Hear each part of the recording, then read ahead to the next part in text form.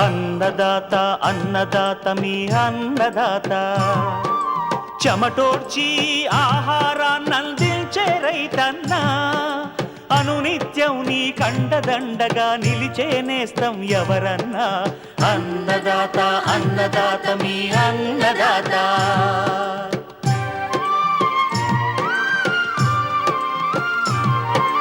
నూతన రీతుల సాగుబడికి, నూరింతలు పెరిగే దిగుబడికి సూచనలిచ్చే సస్య రక్షణకు, పశు పోషణకి శాస్త్ర విజ్ఞానం అందించి ముందుకు నడిపే తెలుగు రైతు భారతదేశానికి మకుటం అయ్యేలా తీర్చిదిద్దే ఆశయంతో మిమ్ము మేలు కొలిపేది అన్నదాత.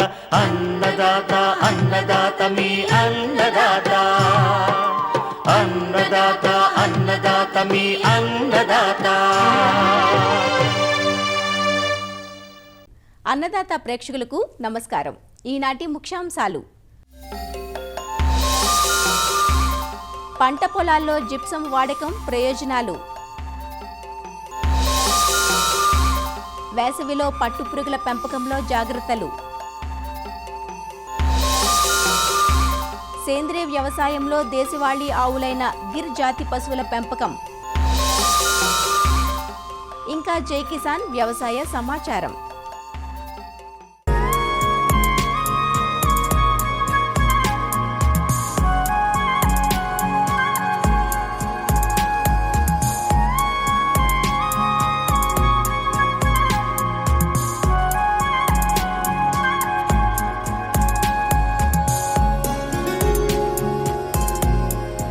నేలల సంరక్షణలో జిప్సం పాత్ర కీలకం.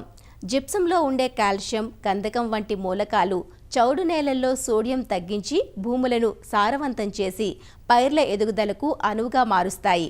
అంతేకాదు, నూనె గింజల పంటల్లో నూనె శాతం పెరగడానికి జిప్సం దోహదం చేస్తుంది. అసలు జిప్సంను అన్ని నేలలకు వాడవచ్చా? వాడితే ఎంత మోతాదులో అందించాలి? ఎలాంటి సమయంలో అందించాలి?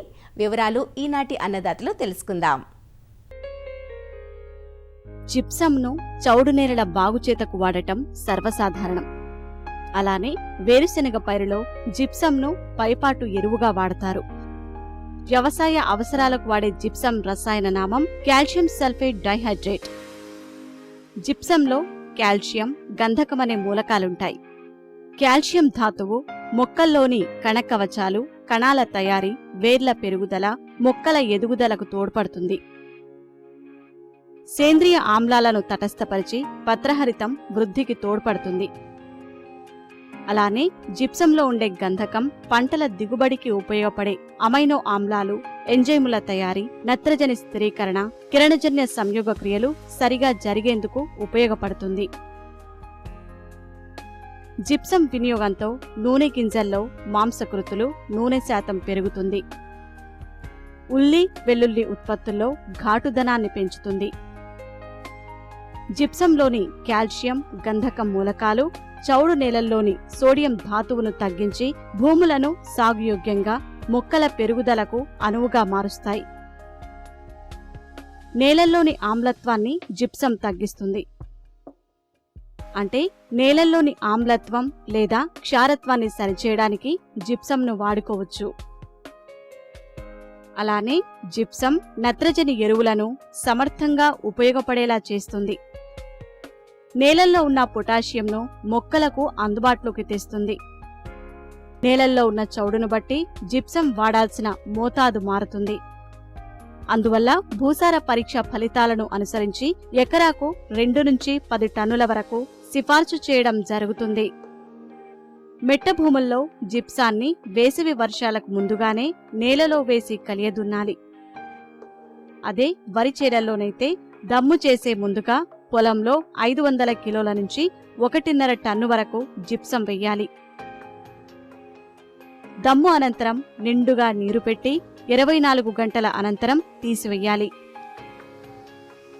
చౌడు నేలల్లో జిప్సంను ప్రతి 2 ఏళ్లకొకసారి వాడుకోవాలి. నూనె గింజల పైర్లకు ఆఖరి దుక్కిలో ఎకరాకు 200 కిలోల జిప్సం వినియోగించాలి. వేరుశెనగకు పూత దశలో ఎకరానికి 200 కిలోల జిప్సం అందించడం ద్వారా ఎకరానికి 10 నుంచి 20% అధిక దిగుబడి సాధించడానికి అవకాశం ఉంది. జిప్సంను పంట చేలల్లో వేసుకునే ముందు రైతులు తప్పనిసరిగా భూసార పరీక్షలను చేయించుకొని పరీక్షలకు అనుగుణంగానే జిప్సాన్ని అందించాలి.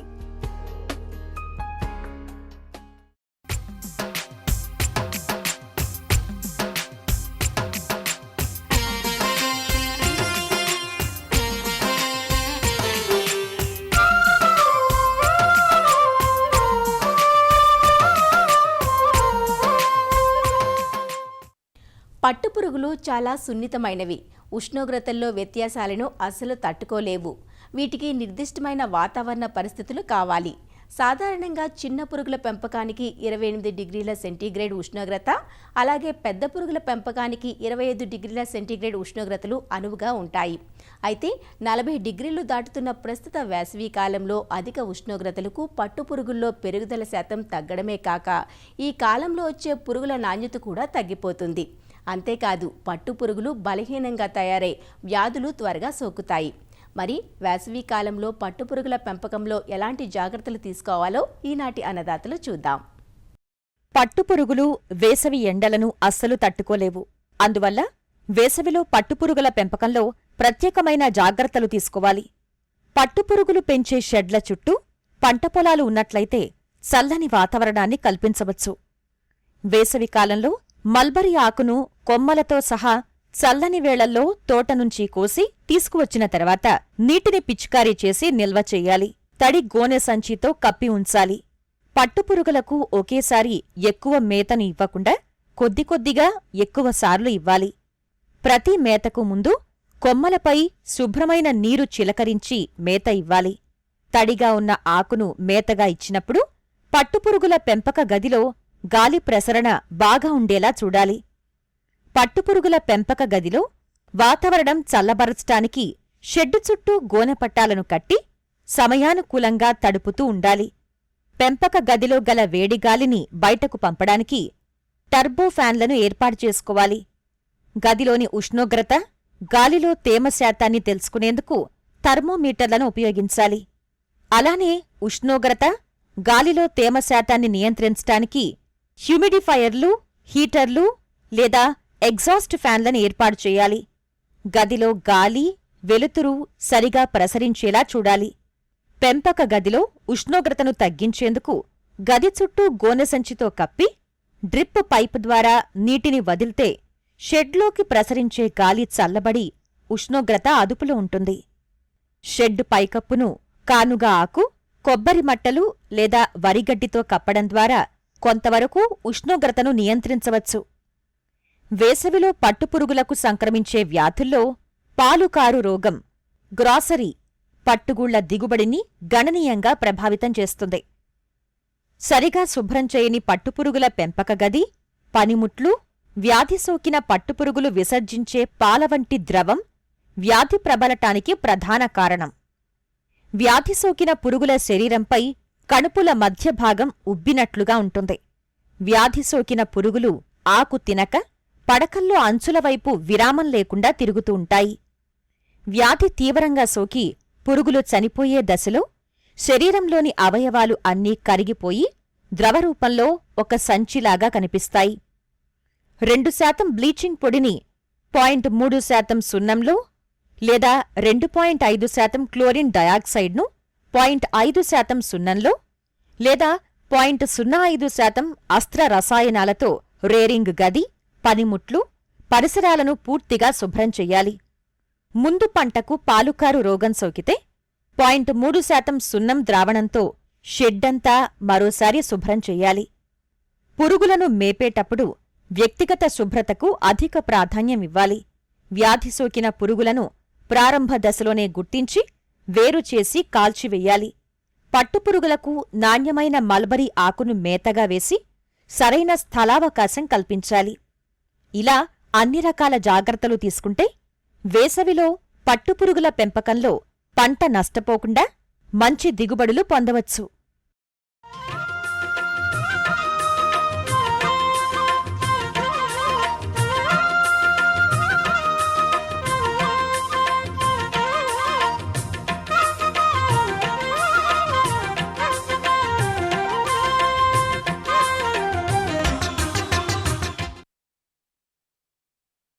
రసాయన ఎరువులు, పురుగు మందులతో వస్తున్న నష్టాలను చూస్తున్న రైతులు చాలామంది సేంద్రియ సాగుకు మళ్లుతున్నారు.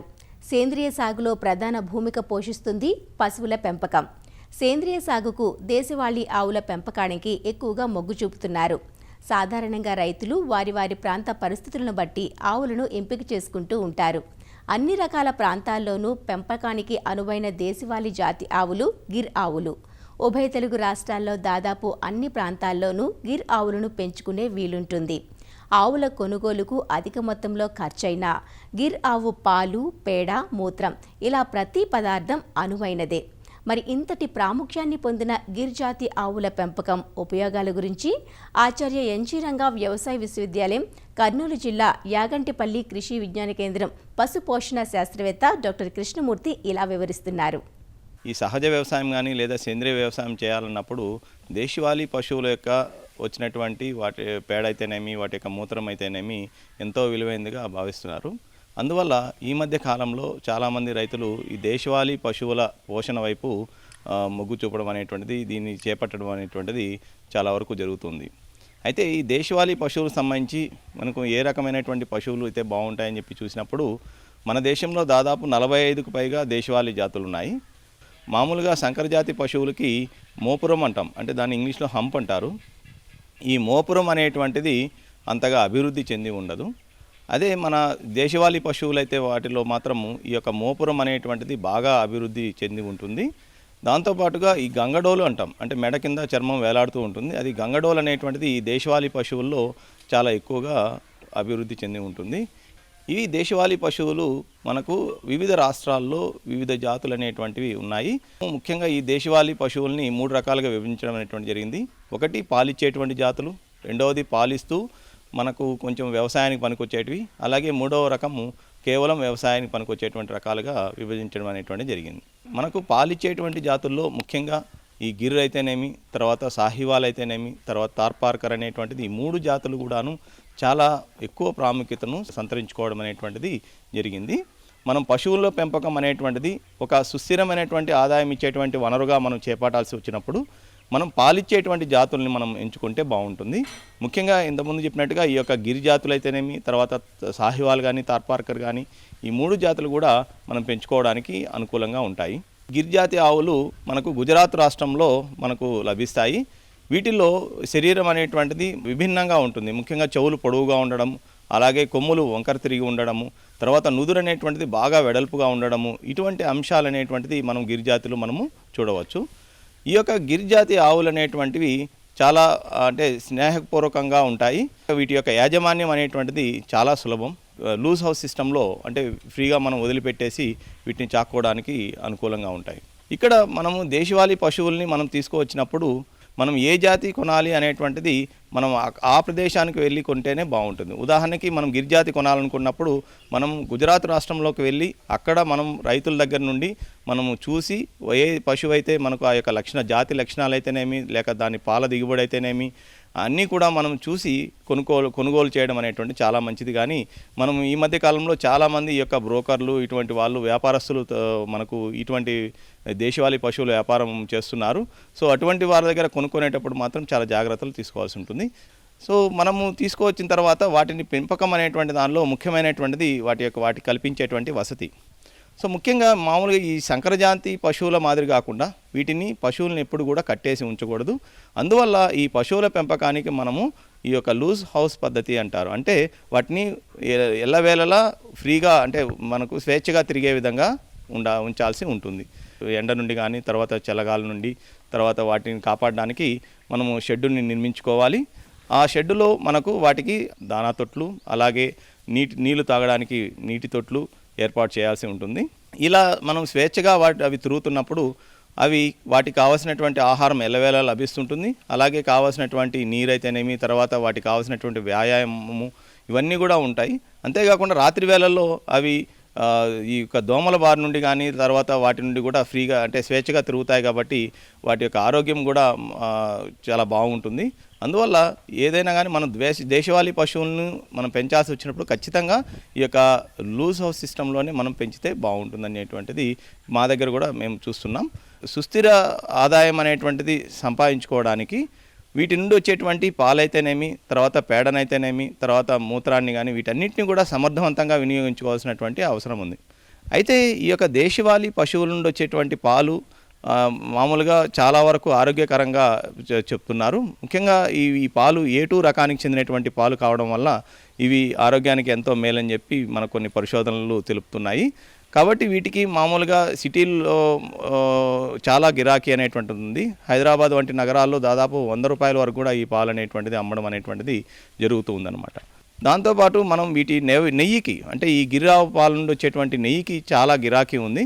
సో ఈ నెయ్యిని కూడా మనము దాదాపు 1 కిలో 1500 నుండి ₹2000 వరకు మార్కెట్లో అమ్మడం అనేటువంటి జరుగుతుంది. కాబట్టి వీటిని కూడాను మనకు వివిధ రకాలైనటువంటి సేంద్రియ ఉత్పత్తులు తయారు చేయడానికి, ఈ నెయ్యిని ముఖ్యంగా ఈ పంచగవ్య అనేటువంటి పదార్థం తయారు చేయడానికి నెయ్యిని ఉపయోగిస్తారు. మరీ ముఖ్యంగా చెప్పాలంటే ఈ దేశవాళీ పశువుల పెంపకంలో ఈ యొక్క వాటి నుండి వచ్చేటువంటి పేడ అలాగే మూత్రం ఈ రెండూ కూడా చాలా విలువైనటువంటివి.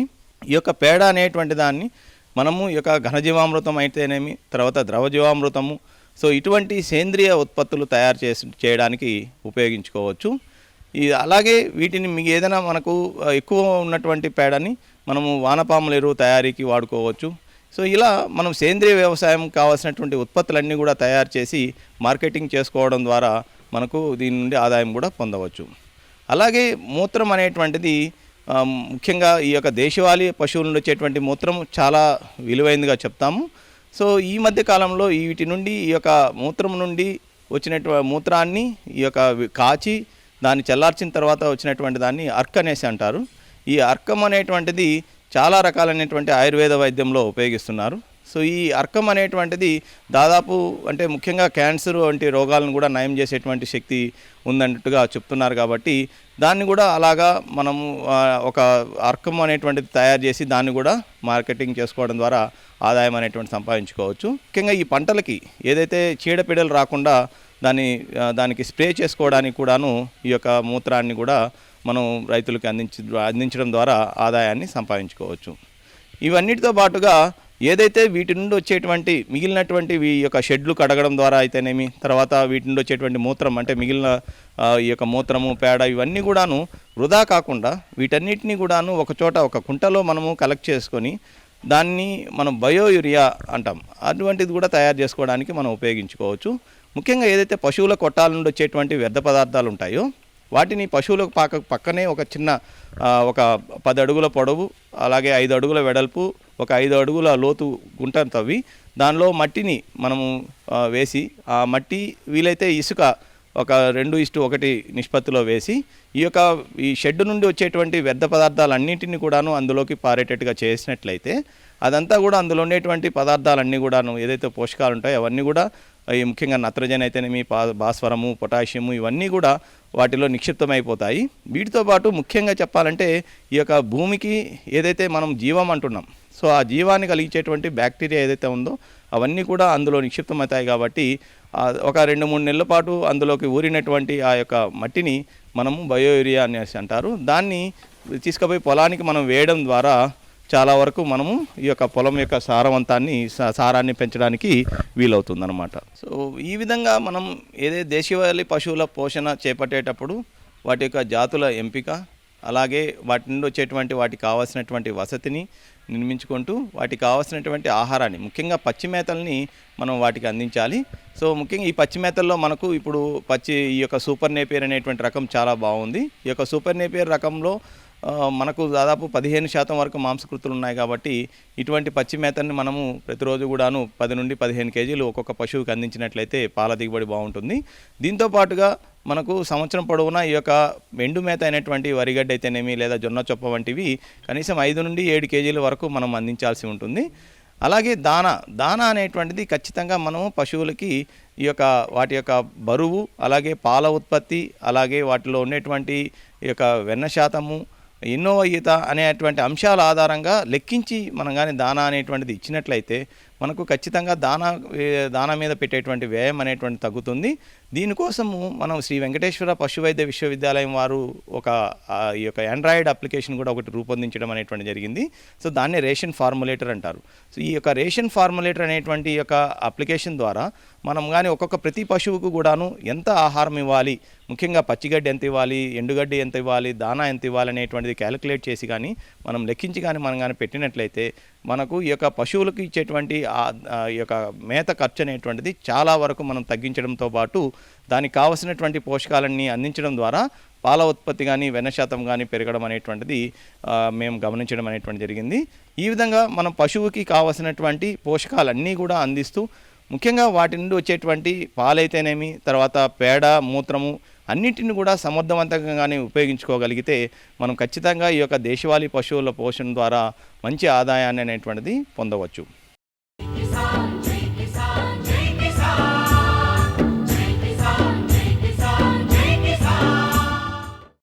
వ్యవసాయ సమాచారం ఇప్పుడు జై కిసాన్లో చూద్దాం.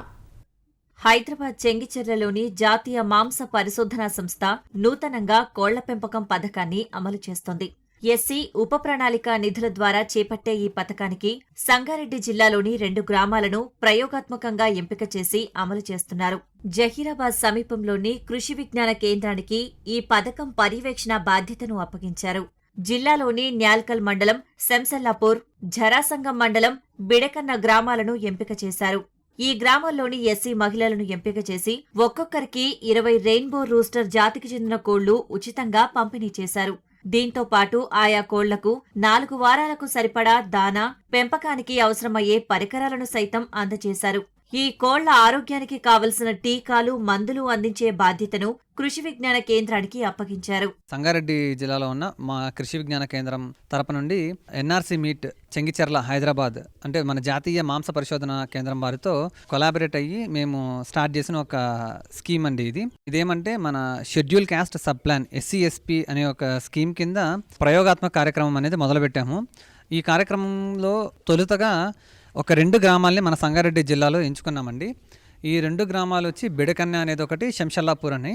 2 గ్రామాల నుండి మనము ఒక 50 మంది ఎస్సీ మహిళా రైతుల్ని ఎంచుకోవడం అనేది జరిగింది. దాంట్లో ఒక్కొక్కరికి గాను 20 కోళ్లు, అందున 10 పుంజులు, 10 పెట్టలు, మొత్తంగా ఒక 1000 మన రెయిన్బో రూస్టర్ జాతి కోళ్లను, వీటితో పాటుగా 20 కిలోల దానా, ఒక ఫీడరరు, ఒక వాటరరు, ఇవి మొత్తం కలిపి ఒక మహిళకి ఇవ్వడం జరిగిందండి. ఇవన్నీ కూడా ఉచితంగా అందరికీ ఇవ్వడం జరిగిందండి. గ్రామీణ స్థాయి మహిళల్లో స్వయం సమృద్ధి, స్వయం సంపాదన అనేది పెంపొందించడం కోసం ఈ కార్యక్రమం అనేది మొదలుపెట్టడం జరిగిందండి. ఈ కోళ్లు సంవత్సరానికి 160 నుంచి 180 గుడ్లను పెడతాయి. వీటి మాంసం అధిక పోషక విలువలు కలిగి ఉంటుంది. పెంపక కాలం తక్కువగా ఉండి రోగనిరోధక శక్తి అధికంగా ఉన్న రెయిన్బో రూస్టర్ కోళ్లను పెంచుకోవడం అధిక ఆదాయం పొందే అవకాశం ఉంటుంది.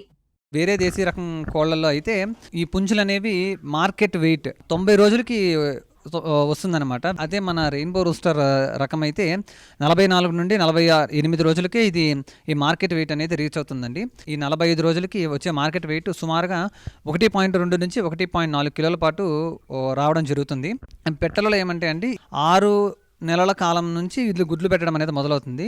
6 నెలల కాలం తర్వాత 92 వారాల లోపు ఇది 160 నుంచి 180 గుడ్లు అనేది పెట్టడం జరుగుతుందండి.